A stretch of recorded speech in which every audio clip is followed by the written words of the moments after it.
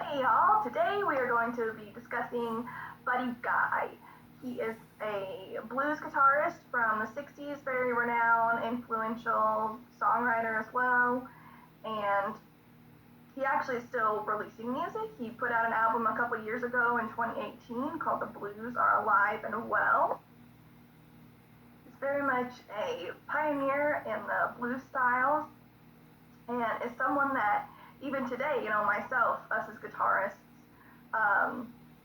look up to for inspiration and for different techniques that we're actually going to talk about a few of those today, such as, the bends and, vibrato, ostinatos, and a few of his pieces that he has. Just a very skilled and influential guitarist. So let's get into it. First, we're going to be discussing from his songs, from his album Born to Play Guitar, that came out in 2015, and the song is Whiskey, Beer, and Wine. And we're going to talk about the first 8 bars in that song, because he uses an ostinato, which basically it's just a repeated musical phrase. So you may be asking, what's so important about an ostinato, but it can really grab your attention, really kind of hone the listener in. You keep hearing that repeated phrase, and sometimes it may differ, and so whenever you listen to it, you're like, oh hey, that sounds kind of cool, and you can repeat it, you can throw in a few different things in there to kind of switch it up, spice it up, which he does, and so we're going to look at these first 8 bars.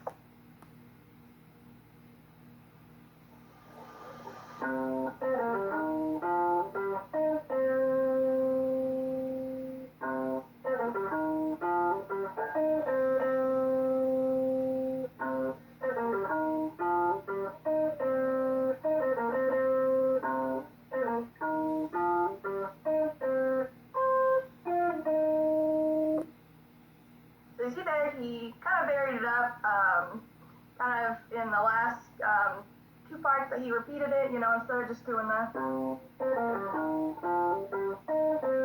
of added that. And the second part, he added the, kind of just vary it up, kind of keeps the listener kind of entertained, and that section repeats throughout the song, so it kind of adds kind of that groove, kind of that driving force throughout the song.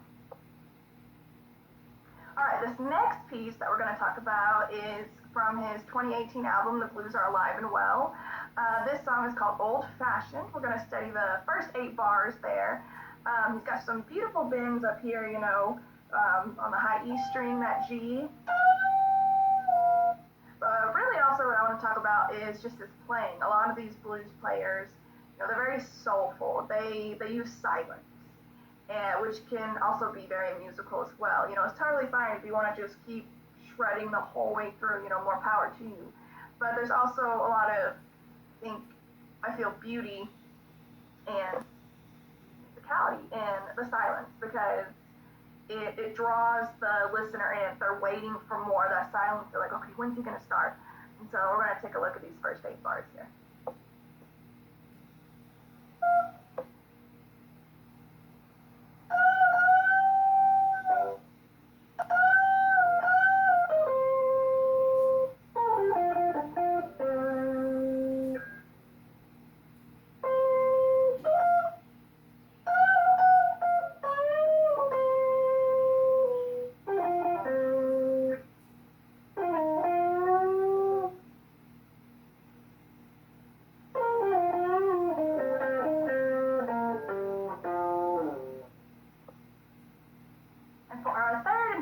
Example, we are going to look at the song I Smell Trouble from his 1999 album,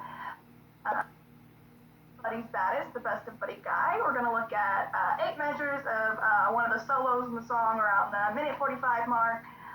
We're going to take a look just at he's got some great bending techniques, and his vibrato is beautiful. It's hard for me to replicate, but we're going to try anyway. So here we go.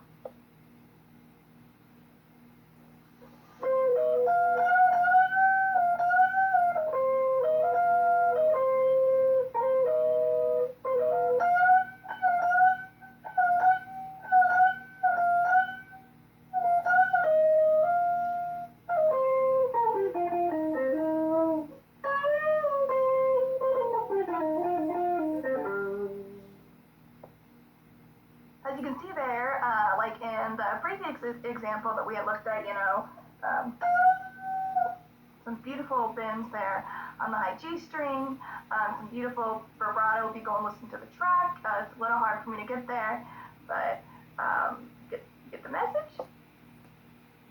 These are all different techniques. You don't necessarily have to use it in your soloing, but you can use it in your songwriting, your soloing, other things like that. You got the ostinato, which is just a repeated musical phrase that can really kind of drive the song that you're doing or add a nice little part that people can remember. They'll be like, oh yeah, I remember that little lick right there, that's in this song.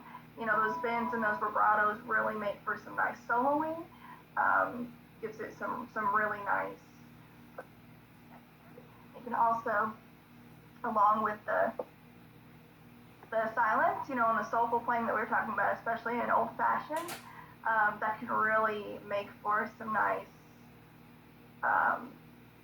solos and get your audience listening and get them engaged because they're waiting for the next note and waiting for the next phrase that's going to happen.